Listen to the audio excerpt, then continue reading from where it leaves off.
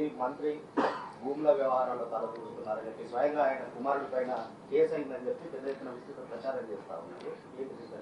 So ఇందాక నేను చెప్పాను కదా, ఇవాళ ప్రభుత్వం ఇంకా వాళ్ళు ప్రభుత్వంలో ఉన్నాము, మేము ప్రభుత్వంలో ఉన్నాం కాబట్టి మంత్రి కొడుకు మీద కేసు పెట్టించామని ఆ వాక్కులు అనేది తప్పు.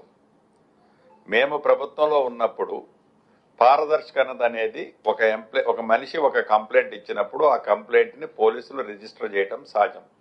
రిజిస్టరే చేయొద్దని నేను అనగలుగుతాను, కానీ అలా అనే ఉద్దేశం ఈ ప్రభుత్వానికి లేదు.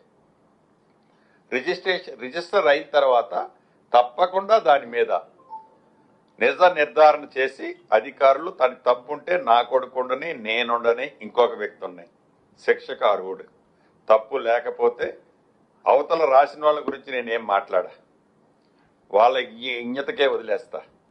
వాళ్ళ తర్వాత దాన్ని వాళ్ళ మనసుని ఎట్లా సరిపెట్టుకుంటారో వాళ్ళే ఆన్సర్ చేస్తారు.